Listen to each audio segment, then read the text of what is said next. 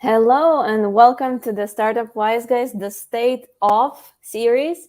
My name is Mariia. I'm head of business development at the Startup Wise Guys, and I will be your host today. I am accompanied by amazing portfolio companies. Just give me 5 seconds to do some of the announcements. First, we're going to be talking today about the scale-ups from Ukraine.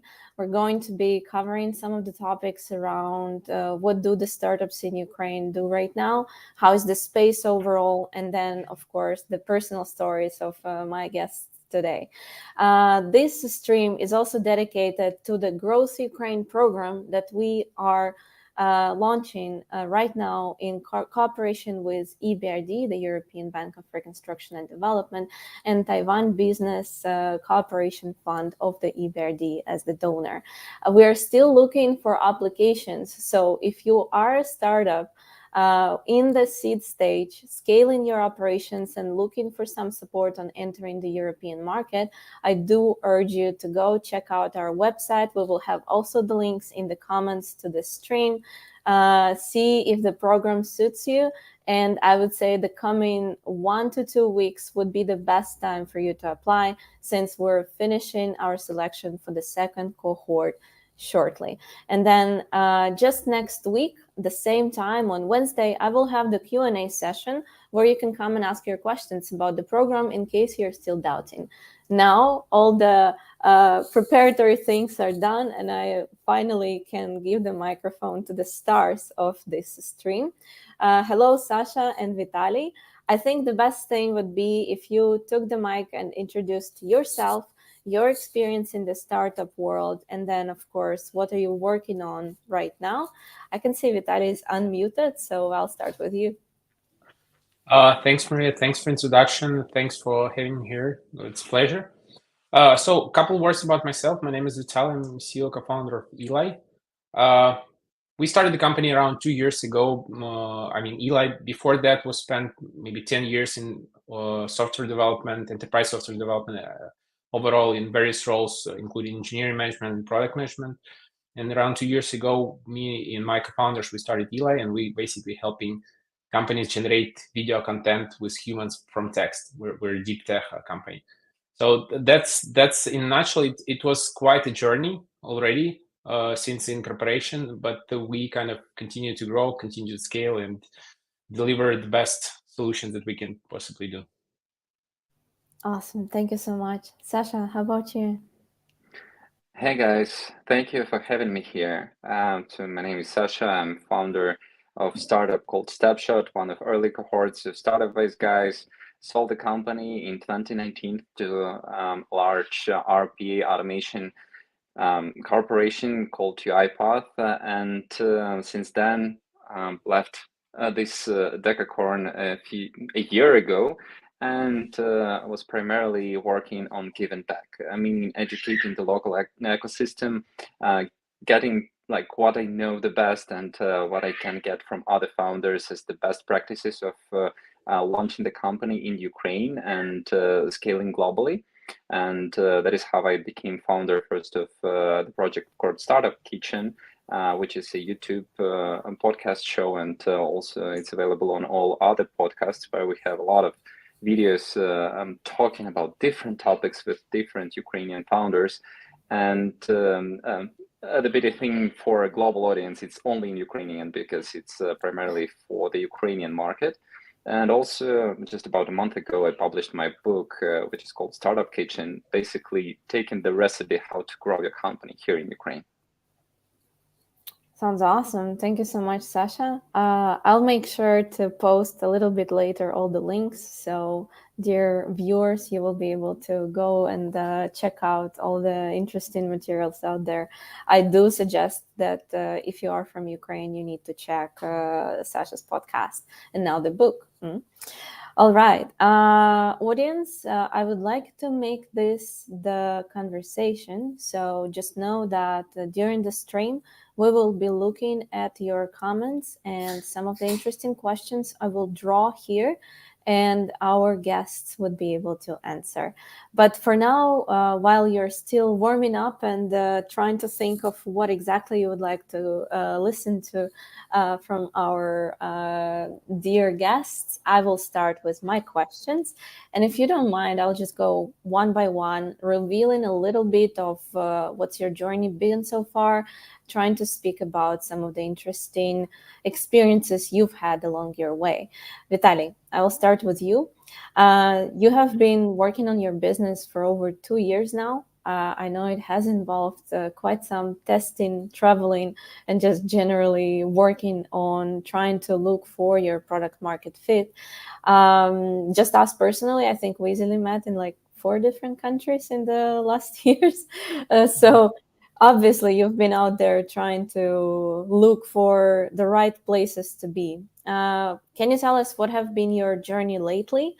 And have you had any interesting, let's say, changes and turns, especially bound to different locations you have been trying to conquer? Basically, I would say the trip that I had during this 2 years, it wasn't something that I was, really enjoying. It was just because after the war or during the war, sorry, you just need to change location. You need to basically do stuff to make the business running, and you need to care about your family, and so the war started when I was in business trip in Poland, and since then I was traveling a lot in Europe, in US, and now I'm in Canada. So now I live in Canada. So overall, I think maybe 15 countries or something like that. And as I mentioned, it wasn't like something that I was really enjoying, but just it happened that I was kind of on the go all the time. So overall, the time was very challenging, especially taking into consideration that we're building deep tech product, which is highly complicated. And we started our deep tech research 2 years ago, incorporated 2 weeks before the war. So we didn't have any pretty much customers, any product, any platform, nothing. And we were able to actually build it up from scratch during the war, during the location and travel. So this was quite complicated times, and it is still for us, for the team, because we work in remote, but a bunch of our teammates are in Ukraine. So yeah, it's challenging, but we always had this vision that we need to kind of push forward. We need to take care of our teammates, take care of the families, and just to succeed regardless, kind of. And I think that's something that helped us, to push forward. How has been the feedback so far during your searches, and how did you end up choosing Canada as your stop? So I wouldn't say this is my final destination. Just like I always thinking about living in North America, and several years ago we applied to some of the immigration programs related to Canada, and it happens that we got like approval during the war, so that's how I received my permanent resident here. But as I mentioned, it's still I'm testing this out. I like nature. It's really beautiful. I live in Vancouver. It's really beautiful, but we'll see how it goes. I assume that at some point we will need to establish offline presence in US. So maybe we'll move to US. We'll see. But we always like a Ukrainian company, and we wanted to have the office in Kiev or Lviv. So we'll see. We'll see how it goes. No, of course, clear. And how has been your search right now within the Canadian business ecosystem? What have you already found out there? So basically, I would say I'm living in Vancouver, and it's much smaller than Toronto. Toronto is the center, basically, where all the business activities. But because we're like working remote, and our main target would be US and Western Europe. So I wouldn't say for us specifically Canadian market is something big that we need to like a physical presence, go door by door to the office, and sell something like that. So I wouldn't say like that. So we were able to work with the setup that we used to work with, like remote, B2B outreach or inbound marketing channels. So It's not like the Canada made a big difference. My presence. For me, it's great that I'm in PT time zone, so I can talk with a bunch of folks from West Coast in the same time zone, and in the East time zone as well. So this is a big asset. But from the business wise, not sure that it's already giving the fruits that we want. Okay. Thank you so much. I'll pass the mic to Sasha, and I would like to start maybe from the background story. You have already mentioned that you have had the journey of going through an exit. I'm pretty sure you're getting asked that quite a lot, but could you tell us a little bit, let's say in a summary, was it really the ultimate goal where you were going after, and was the process as perky as everyone is dreaming of it? Yeah, that's a wonderful question because there are so many different nuances to the answer. And recently on IT Arena, I was hosting this conversation with one of Ukrainian founders and pretty famous investor, Marvin Lau from 500 Startups. He left the startups already, but still working on funding different companies. And one of these strange things that he have seen in European and Eastern European and Ukrainian startups is that there is this notation that you need to start with the end in mind, and potential exit plans is something that you need to think of. And for him, as a person who invests into high growth companies, it was kind of ridiculous because you always need to shoot for the stars, basically. This is the main dream of a venture investor in general. For me personally, the whole journey of Snapshot, the company I founded with my friends and family, was about learning experience. It's something that showed me that there is. It's not only about the career in corporate that you can build. My previous career was only into IT, into software development, architecture, and I was working in services businesses in Ukraine, which are pretty popular in general, I would say. And without access to global markets, never thought specifically about launching the company. That happened by an accident. I just was looking for a job on a freelance website, and it actually changed my mind, but not at once, but in 5 years after I started it. So there was some traction, there were customers, there was interest, and by an accident at IT Arena, I met people that led me to other people that led me to meet one of the scouts of Startup Wise guys who learned that we have traction and we have a working product and said, you need to apply. And at that time, I understood that I already reached this kind of ceiling in my personal development in corporate, in software consulting that I was working at the time in a very famous Ukrainian company, SoftServe. And this is actually a story that I'm covering also in my book. There is always a place where you need to choose, right? And either you continue your usual journey or you just do this mind games and to jump into your own venture.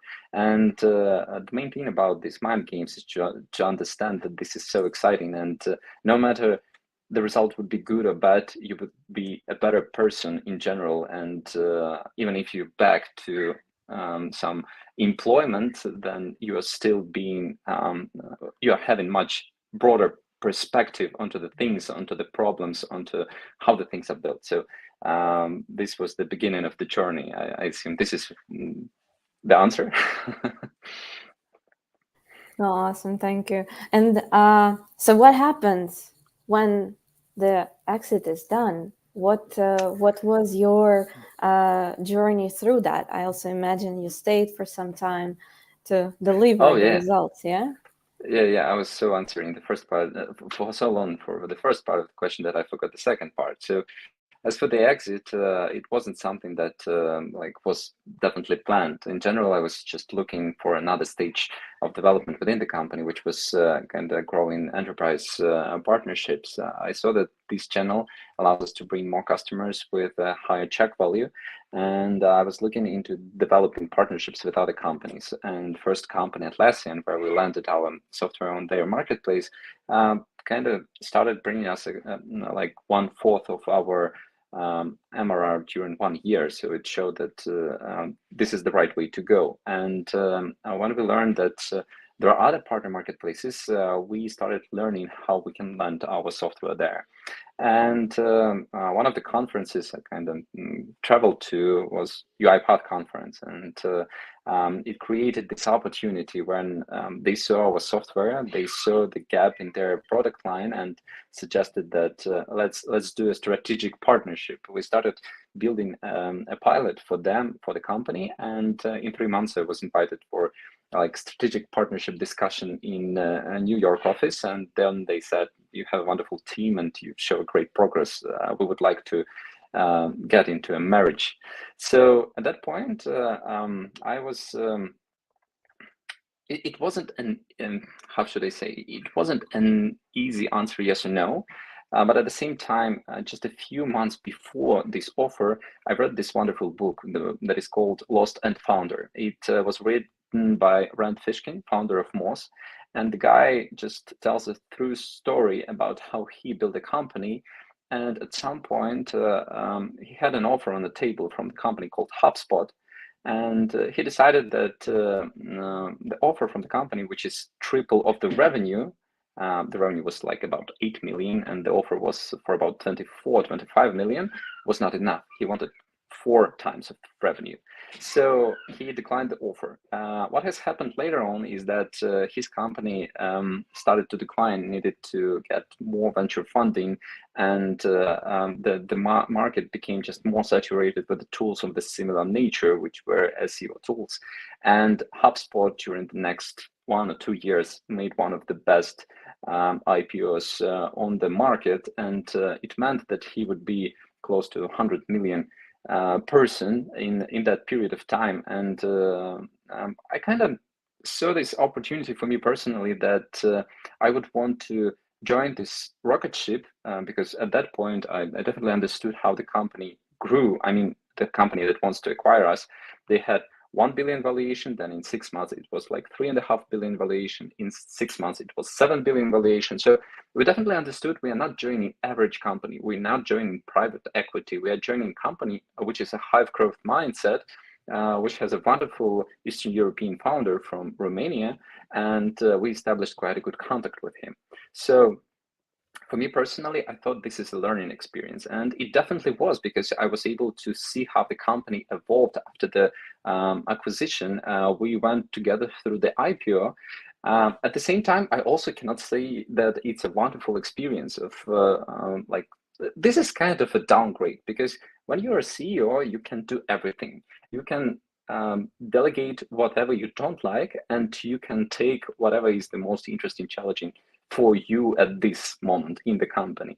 But after the acquisition, I became a product director within the company. And because our product was for onboarding, which means that more and more people would need to come onto UiPath products through our product, it meant that the product became free. And without this blood, the understanding that I can actually kind of earn the feeling of hunger, I started drifting away from the product itself.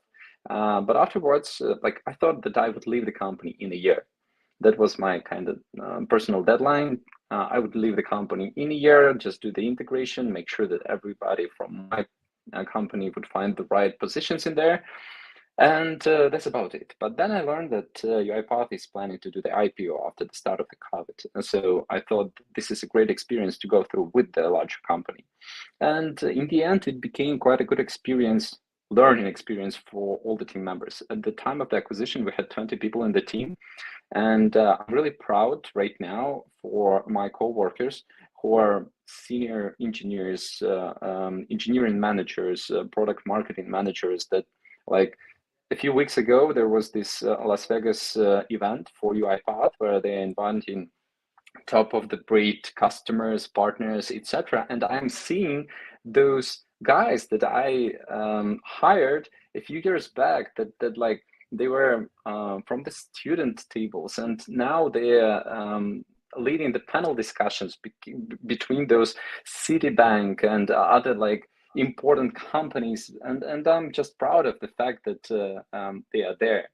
it's really unfortunate what happened with war, because for ladies, like I'm speaking specifically about product marketing managers. They left the country, and we are out of this competence right now.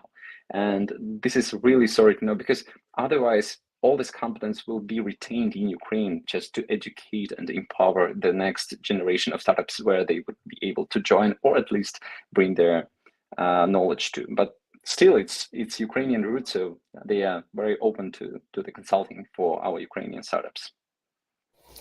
No, yeah, I imagine it's a very transformative journey. Just like you said, it's probably also super interesting to go through this process end to end, and to see different shades of it. I'm super happy that your call right now is to give back to the community and to contribute on shaping the ecosystem and helping us breed even more experienced founders, and hopefully get even more stories like yours, channeling back that energy to the market. Thanks for sharing. So Vitaly, how many times have you been asked what's your exit strategy? Actually, a lot of times during investor meetings, and we have one because we're building the basically unique core tech, which is digital human avatars, and we constantly improving and adding to that thing. So basically, at some point, we might do the exit, but I don't think this is in a kind of nearest future. And also, even at the beginning of our journey, we had several requests just to kind of buy out, but the offer was very low. So I would say, if you're believing in what you're doing and you have really complex and great technology and potentially really big technology, you have resources, then it's better to wait, to have validation from the market, get traction, and maybe it's later on during journey to have this conversation with the market leaders and big guys. For now, we believe in our product, so we're developing not just tech, but like a video creation platform for learning development specialists. So yeah, we're focusing on the product itself. Mm-hmm. Could you tell us a little bit about your latest growth, and generally have you been able to maximize your presence on the market? What have you been doing to get where you are today? If you can share any of the findings, whether it's about different markets or how have you been building your sales strategy? Yeah, great question. I think the big asset and biggest limitation for the company is it's a team, right? So we had quite great expertise in SEO, search engine optimization. So we were able to leverage this channel and build quite sufficient traffic and relevant traffic, I would say, and have quite good positions. And we since our incorporation less than 2 years ago, we basically grew our traffic from like 0 to 300,000 visitors per month, and overall had a bunch of free customers and more than 1,000 paid customers. It was done just because we have great expertise in SEO. But now we're hiring more people. We now have 30 plus people, and we're basically building a variety of funnels, not just inbound, but outbound as well. And also, our value proposition and overall market value proposition changed. So 2 years ago, the main thing was just the avatar, and you have the text field, you type the text, generates the video. But right now, when we're talking about with big enterprises, they send us like 50 feature requests, like, do you have this, and this? So it's not about avatars anymore. It's about like the overall experience, and can you cover all of the use cases related to the learning development and HR onboarding and stuff. So we changing, and because market is changing, market gets more educated about what we're doing. So you need just to understand and see where it's going, and what are the channels. And we're testing a bunch of different strategies. Customer acquisition strategies. What was good for us was SEO, but now we see that SEO is great, but we still need to other channels. So we're kind of scaling them as well. Do you have that sales expertise from the very beginning of your company, or have you learned that you need to, let's say, increase the talent that you have? Do your founders also take part in pushing for this growth and expansion? What I'm trying to get here is how did you get to where you are? If you can name, let's say, what's the size of customers or the volumes that you're generating right now. I think for many startups out there, it would be interesting. Like, what are the steps? Where do you need to get your business in order for you to start growing? So, a great question. So basically, we have like our not 10 rules, but we have certain like company statement which defines us as a company. And a couple of core things that help us to grow is deliver fast, test the hypothesis fast, and listen to the customer, do a lot of customer interviews. So at the beginning, we had 3 people, me and 2 of my co-founders, and even though we have a deep tech product, we got our first sale maybe in 3 months, and it was like first sale in semi-automatic mode. So we didn't have an actual platform. So we started generating first couple of customers, even though we don't have the platform, and it's very crucial. So at the beginning, I was selling, and my co-founders, they were building the product technically, and it was a lot of like customer development interviews. I was setting up calls, talking to the guys. Even though I'm not a salesperson, I spent a lot of years in product management, project management. So, but it was an interesting experience for me. And if you as a founder you can sell, probably the best sale in the world probably won't be able to do great job, because if you don't understand your product and the value, then it would be hard to communicate that. So our goal was go, and test the waters, talk to people, get as much feedback as we can, and then we start to sell and start to grow. Because of the limitations of the technology, our first customers was like small SMBs and content creators who created some marketing videos, some learning videos. But once the technology got improved, we started to sign big names like Beiersdorf, which is a Nivea brand, like Sigmasoft or VPP and other companies. And now we have quite good traction of the like big names. I can't tell a bunch of them just because of the NDA. But for me, it was market indicator that, okay, we're building something good, and some world best companies starting to trust us, and we basically start to get the traction from bigger enterprises. And it means that we can compete with our competitors successfully. And it's always learning experience. Basically understanding your market and how the market is changing. I think the crucial point for us was going from horizontal solution, because we are a video generation platform, and we were thinking more like Peter Thiel in his 0 to 1 book here, saying like you need to own your category, build your category, and we were thinking, okay, we'll be these guys. But we start to test a lot of we start to do a lot of experiments choosing our category, and we'll end up still in the learning development niche. We see that we have the most stickiness, the most retention in this particular vertical, and we understood that, okay, we will be top 3 in the world in this niche. And I think that decision was very crucial for us. And I think these type of milestones are defining for each company. And each company need to kind of make a data-driven decision. You need to sit down, analyze all of the users, and where you bring the most value. Because there is the thought that horizontal company is good as they're the most advanced vertical. So it's always about finding some group that brings the most value, and understanding where you can bring the most value in what category, and focus on one. So that's where we kind of at, and that's where we're going, and it's evolving. Yeah. I agree with you that probably also one of the biggest topics that we're working with startups is usually around sales. And how do you get better in understanding your market and your category, and where exactly you're playing, so that it can be impactful, and eventually you can end up, scaling your business really to the next heights.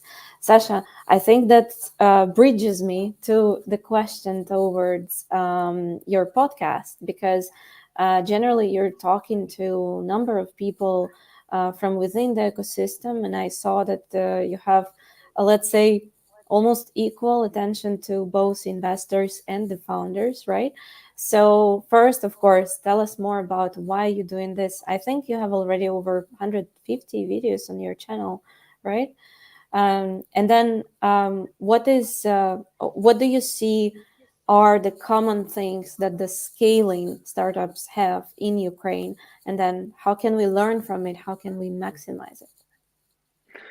Oh, there are so many things to actually kind of cover during answering this question. But like, first of all, I would like to add to what Vitalii just said. I think a lot of what is happening comes from the experience and something that we listen on a podcast or we read from a book. And Vitalii just suggested this wonderful book, 0 to 1, that is one of startup Bibles. Like there are lean startup, there is 0 to 1. And I think there is one another book that is frequently overlooked, but it explains very well what a startup needs to do after the product is already on the market, and how to do the actual scale up. And this book is called Crossing the Chasm. Crossing the chasm is one of the most essential things a startup needs to do in order to get to those majority of the clients, because usually what happens on the early stage of the startup, startup engages usually with these early adopters, these people that rave about features, these people that frequent on your back with feature requests, with access directly to your customer support, to your developers. They want to lead your product roadmap, but at the same time, they don't want to pay you a lot. So they are those people in the room that would bring you a lot of attention to the product, but not to your revenue side. And what you need to do is to get to this early majority, those people that happening like to be in the same room solving the same problem, would advise your product one to another. And these are the people that wear suits. These are the people that work in large corporations, and they are very they are not really into trying super new stuff that breaks and that is not stable. And in order to build a product that would start winning the early majority, you have two main paths. First one is, as Vitalii just suggested, as Mariia, you just suggested, you need to find the most narrow niche where you can be the absolute winner, or otherwise you can have a partner that would actually take you across the chasm from these early adopters to this early majority. Somebody that would watch you in, because that's actually why I was building a partnership network for our product, because I understood that companies like UiPath selling our solution to their customers would mean a quality stamp on our product. That is why when I kind of was writing the first book, I thought that I need to go with the best publishing house I knew in Ukraine, which is Nash Format. That is why I decided that I need them, and they helped me a lot to actually create a high quality product. So this is a very important thing for everybody to understand, that to win the market, you need to win the early majority. And to win the early majority, there are only two ways. And this is something that was already written on paper in 1980. Because this is such a basic marketing strategy that just like, I think this book was kind of, how is this written? Like it has 4 or something editions, but at the same, the idea is very similar. And this is very similar for all the Ukrainian startups. There are, like, for early stages, which I mostly cover in my podcast, it's more about stop building features, but rather prioritize the feedback and prioritize marketing and sales. But later on, when you're kind of scaling, when you're finding new and new customers, then find the right partners to cross the chasm, especially if you are in Ukraine, because this means that you don't have direct access to your customer audience. This was not true for a year during COVID, when everybody was adopting for this new disconnected world, when Zoom meant everything, but we know so many things like Zoom fatigue and other problems that people have to experience because of that. Right now, people still, they really like meeting in person, which means you need to have partners, you need to have presence, you need to have maybe female founders that would be able to travel abroad from Ukraine and to represent your product when doing the fundraising, when doing the actual business meetings with the customers. And this is something that I think is very important as of now for Ukrainian companies that are on a growth path. Yeah, for sure. Unfortunately, with the full outscale war on the country, there are many restrictions that the startups are facing, be it access to fundraising and generally your actions that you can do when you're fundraising, and of course the same goes to the customers. Vitaly, have you met any, let's say, prejudice or feedback that you are a team from Ukraine and you're building this product out of there? So basically, we obviously we talk to people, and we put on the website, we position that we're a Ukrainian company, and with the customer feedback, sometimes we have the feedback that your Ukrainian is great, but some people said, and it's crazy, they said like Ukrainians, we don't want to work with you. So like the Putin is right, something like that. So we have a bunch of different feedbacks, and but at the end of the day, you don't care. You just need to kind of move forward and build certain like a shield, and be resilient basically. So for all the companies who is working, trying to acquire customers from US, Western Europe, be ready for a bunch of different feedback, but it shouldn't stop you, or you should always be professional. You shouldn't go like in a kind of improper discussions, via social media, because it eventually can go against you. So be professional. There are some people who thinks differently. So yeah. So but and something like that is happening. So yes. In a weird way, it's even a filter, right? Sasha, what have you heard in your recent conversations with the Ukrainian teams and those that are trying to scale up and get their either investors or customers out in the world?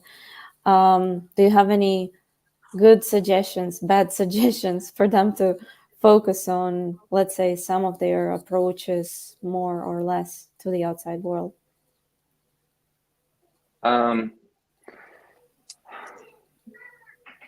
You mean what to do and what not to do? Yeah. Yeah. I would say that in the current circumstances, when I've heard different stories, and if you're doing any kind of manufacturing, then you need to have a local presence in the countries where your customers are, in order to do a proper manufacturing, because you need to have facilities, you need to have direct access, and etc. But I think it's still true for many technologies to kind of build in Ukraine and then easily sell online through the usual channels. Vitalii suggested there are SEO channels, they are still working, and they are having this new kind of, how should I say, a new wave of interest from makers in general, especially with ChatGPT, because it means now we have means to create better content. And one of the podcasts I had is about like how ChatGPT can influence. Would it mean that all websites would become trashy because everything would be written by ChatGPT, or there are possibilities to kind of add value to that? And from an SEO expert, what I learned is that what Google values is high quality fact content. And if this is something that was constructed both from a person using and ChatGPT, like they working as allies, then there is a high probability that you can create much faster very good quality content, and this creates a very good channel to basically broadcast message about your product, about what you're doing across the globe.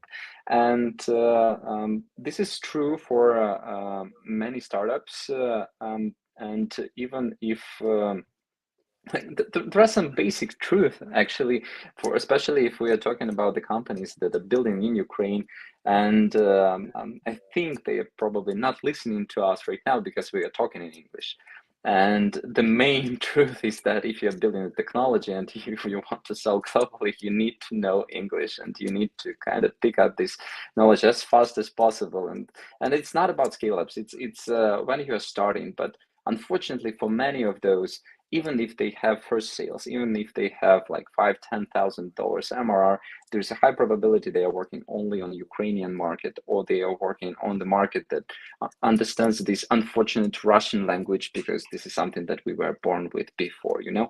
But to enter the real checks, there is definitely this need to kind of globally show the traction in the Western market, to raise the funds with the right valuation, to find the customers that would see a proven record to have your technology as the backbone of their company. And as one of my guests mentioned, Sasha on the channel, there is this very good distinction. If your traction was created on a developed Western market, with British pound or euro or American dollar, or this was created in Ukraine, in Kazakhstan, or any other country that is more of the central part. I'm not talking even about this unfortunate country that is our neighbor, but other countries in our region, I would say. But would you say then that they have to be brave and not be afraid to actually enter that uncomfort zone? Oh yeah, definitely. I think there is always possibility to kind of hire somebody as a co-founder and just to start, like maybe co-founder, maybe just a employee who would start exploring how to sell globally. And I don't know. This doesn't sound as a good advice, generally speaking. I mean, this is not something I would say a systematic approach. But to sell globally, you just need to start selling globally, and basically localize and learn from the audience outside of the country. I think I'm kind of emphasizing this point a lot, but I think this is the problem that again we are facing right now today, like because Ukrainian market is just so much more accessible, and there is this itch to build a product to the market you understand from inside. But there is this peculiarity that Ukrainian user is actually not only not able to pay a lot, but also they would try to get as much feature for as low price as it is possible, which means that in the end, when you try to scale globally, your product is not already accepted there because it is so bloated. And on any other market, like in Great Britain, you can just with one feature generate much better revenue than with so many on the local markets. Again, a quote from one of the guests on the podcast. Yeah, the super savers on their budgets, right? The Ukrainians. Good. Vitalii, would you have anything as your word to the startups that are probably listening, especially in English, and wanting to go outside of Ukraine as their main market? Yeah, definitely. I remember one quote from one of my early day mentors. She told me, "Stop making excuses, make adjustments." I remember that, and that's something super important to understand. Like the magics that you're looking for, basically in the work that you're avoiding. So stop making excuses, make adjustment, do and go and do work, basically, and like.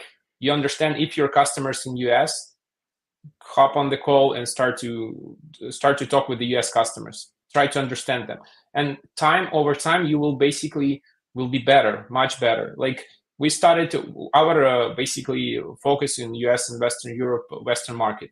We didn't know how to sell there, but we start to develop it. We talk to the people.